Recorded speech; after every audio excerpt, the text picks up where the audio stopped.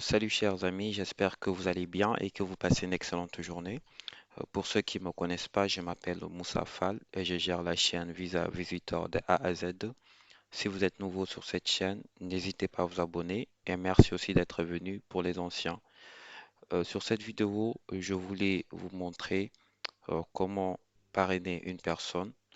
Si vous êtes citoyen canadien ou bien vous êtes résident permanent, vous résidez au Canada et que vous souhaitez parrainer un membre de votre famille qui se trouve à l'extérieur du Canada. De ce fait, donc, sur cette vidéo, je vais vous montrer comment vous allez pouvoir faire. Donc, je vais vous montrer les étapes d'abord dans un premier temps à faire, les étapes à suivre dans un premier temps, comment vous allez pouvoir euh, avancer sur le dossier, préparer d'abord le dossier. D'accord, donc c'est ce qu'on va voir d'abord dans un premier temps. Du coup, on va venir sur le site du Canada, comme toujours, canada.ca, c'est le site officiel. On fait ceci et par la suite, on va venir ici. Donc, on va venir sur Immigrer. Très bien. Donc, maintenant, vous avez le choix soit de venir ici, parrainage d'un membre de la famille, et vous pouvez donc venir ouvrir directement. Donc, pour voir, vous allez parrainer qui exactement. Si vous souhaitez parrainer, par exemple, si vous souhaitez parrainer votre époux, conjoint de fait ou enfant en charge, ou parrainer votre enfant adopté, parrainer d'autres membres de votre famille, parrainer vos parents ou vos grands-parents. Donc, vous avez la possibilité de choisir ce que vous voulez. Par exemple, nous, vous pouvez venir, par exemple, choisir ici, parrainer votre époux, et vous allez avoir donc les démarches à suivre. Donc, comme comme les frais à payer donc sont là pour parrainer par exemple votre époux, conjoint de fait ou, ou d'un partenaire conjugal, c'est à partir de 1205 dollars canadiens. Si c'est un enfant, c'est à 170 dollars canadiens. Donc vous avez les instructions à suivre comme vous voyez, donc vous pouvez lire. Donc vous pouvez lire donc cette partie. Donc dans un premier temps, donc je ne vais pas vous montrer ça. Donc on va juste reculer. Donc on va revenir sur tout ça. On va revenir sur tout ça. Donc je vais vous montrer la procédure simple à suivre.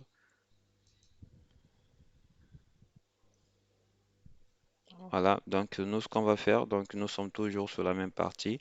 On va venir sur explorer les programmes d'immigration. Explorer les programmes d'immigration. Comme vous voyez, on va venir ici trouver des programmes pour que ça soit simple.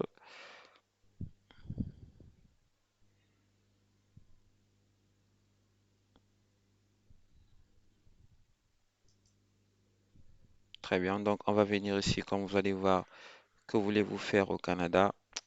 Me réunir avec ma famille, travailler, visiter, étudier. Donc, nous, on va venir sur me réunir avec ma famille. Suivant. On vous dit ici, voulez-vous rejoindre votre famille au Canada ou faire venir des membres de votre famille au Canada pour y vivre? Donc, nous, on va choisir donc ce qui nous convient. Faire venir ma famille. Si par exemple vous êtes au Canada et que vous souhaitez faire venir votre famille, donc c'est ce que vous allez cliquer. Si maintenant c'est la personne qui est à, à l'extérieur du Canada qui souhaite maintenant faire les démarches, rejoindre ma famille au Canada, mais ce qui est plus souvent donc adapté, c'est de faire venir ma famille au Canada. Donc c'est comme si la personne qui est au Canada, celui qui s'occupe du dossier. On va faire suivant. On nous dit ici donc êtes-vous. Donc ça maintenant c'est les critères.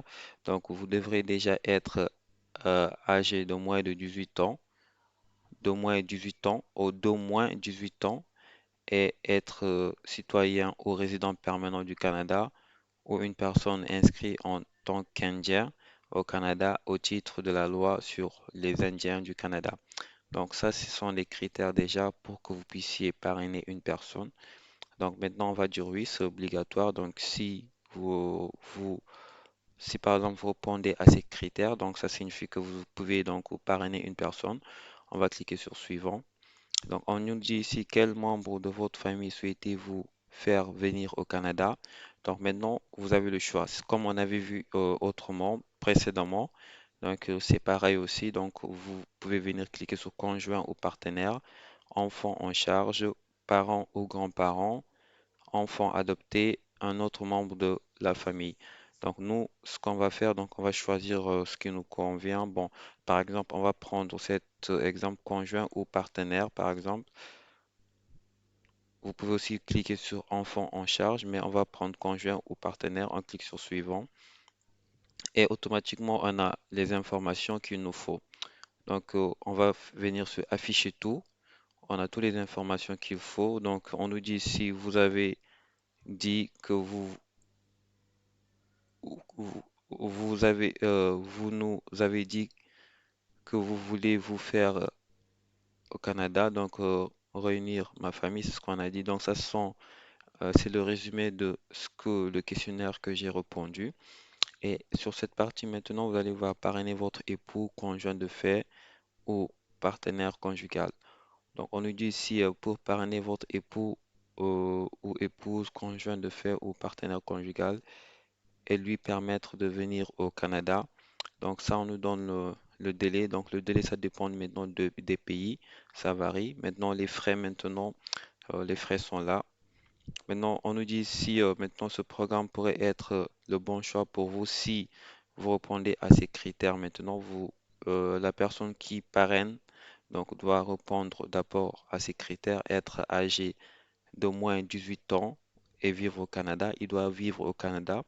Donc, ce n'est pas que la personne, il est résident ou bien il est citoyen canadien, il vit dans un autre pays qui n'est pas le Canada et il souhaite parrainer une personne. Donc, ça ne va pas marcher. La personne doit vivre au Canada et donc vous devrez être aussi citoyen ou résident permanent.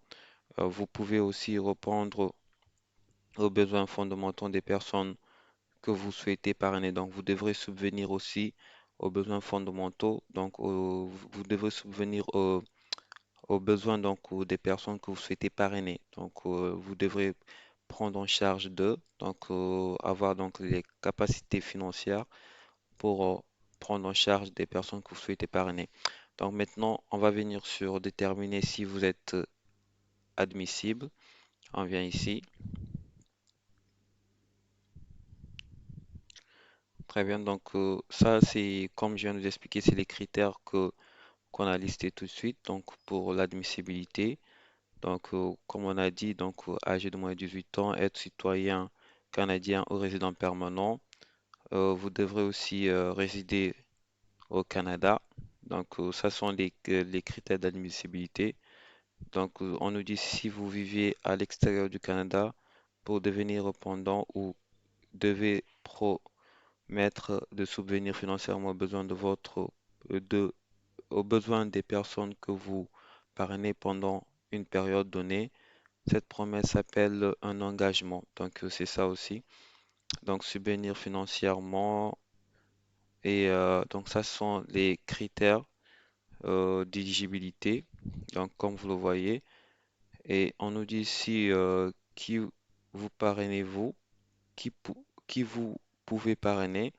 Donc, quelles sont les personnes qu'on peut parrainer. Donc, ici, on nous dit donc votre époux, vous pouvez parrainer par exemple votre époux, votre conjoint de fait, votre partenaire conjugal et enfant à charge, votre propre enfant, votre époux, votre conjoint de fait ou votre partenaire conjugal et son enfant.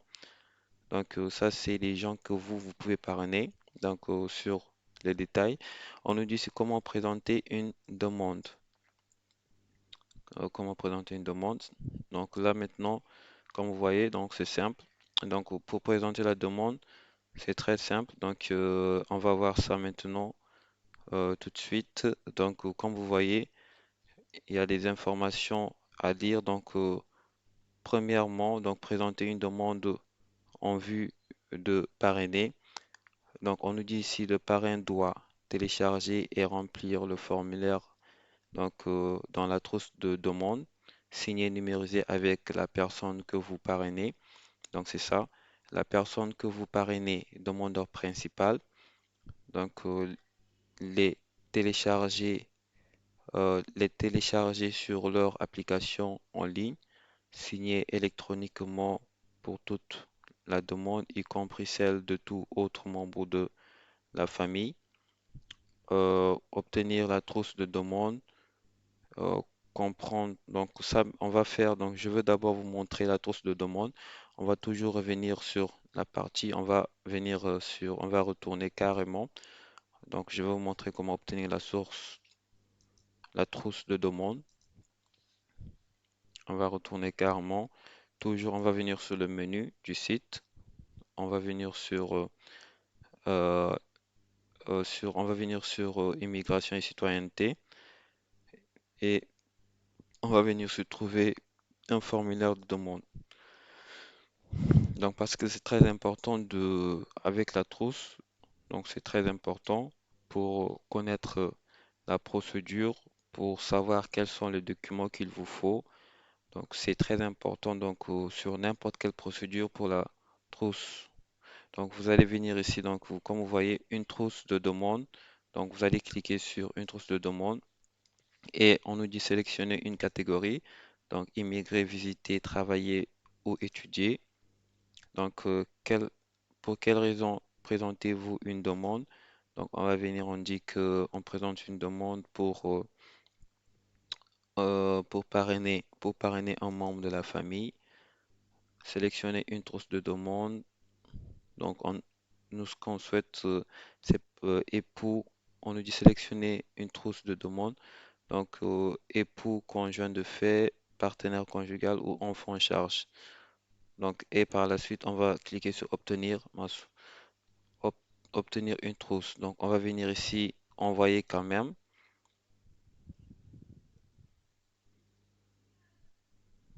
Très bien. Donc là, maintenant, euh, comme vous le voyez, on a notre trousse.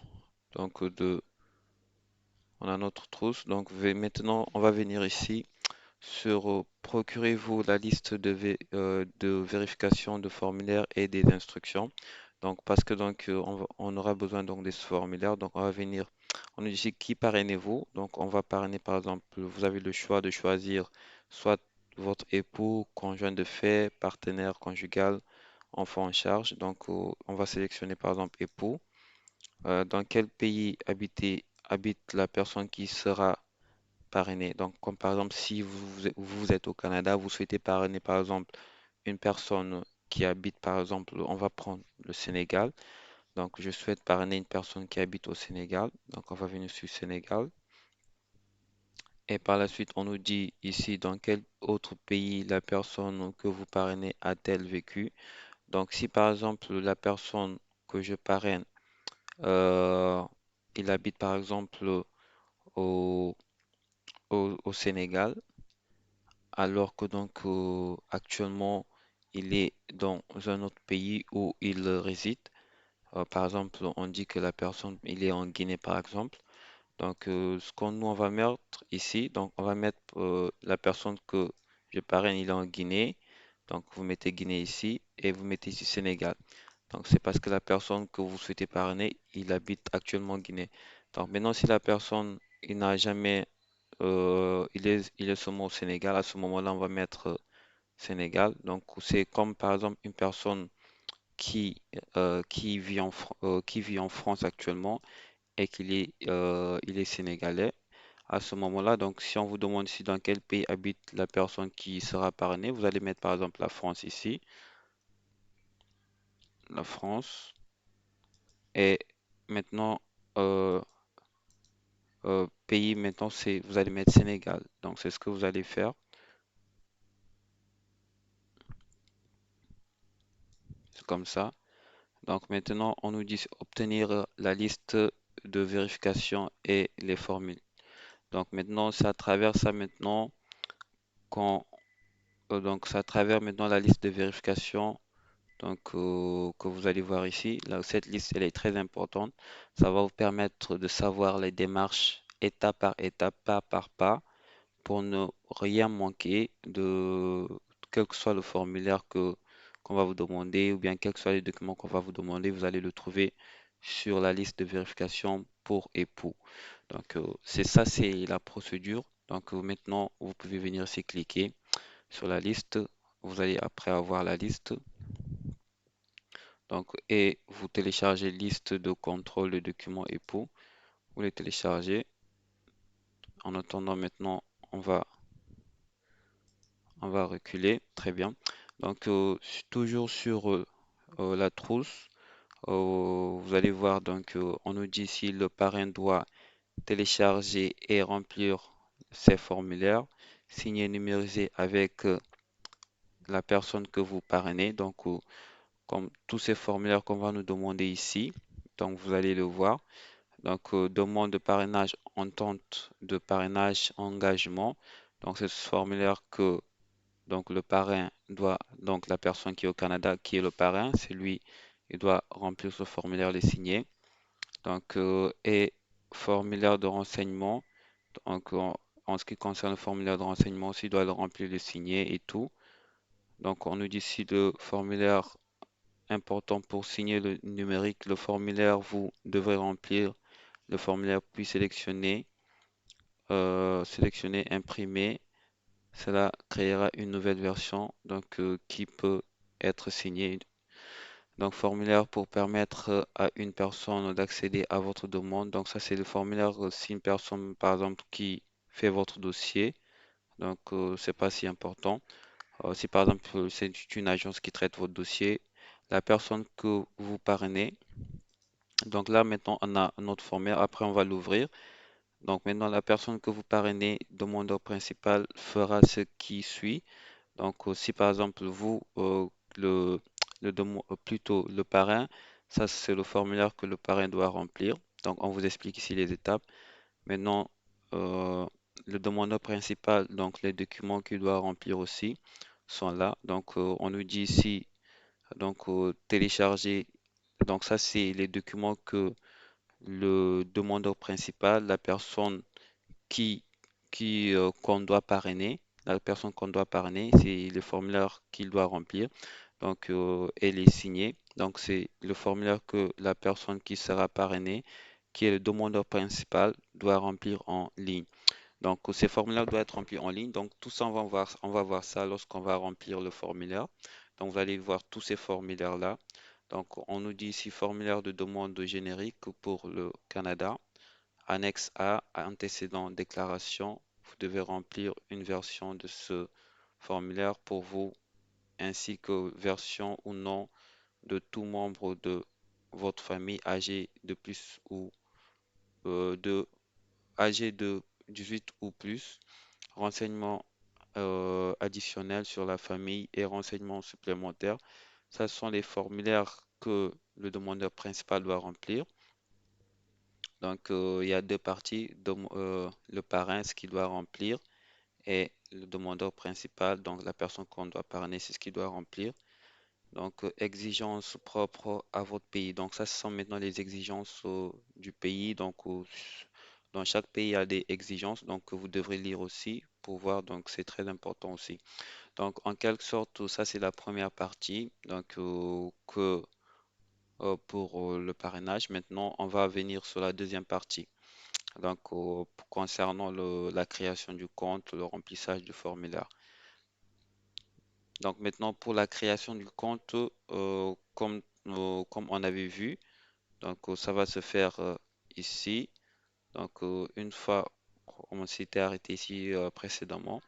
Donc, c'est la formation du compte, la création du compte plutôt. Donc, c'est ici qu'on va, sur la prochaine vidéo, on va continuer sur cette partie, portail de demande de résident permanent. Donc, c'est ce qu'on va faire.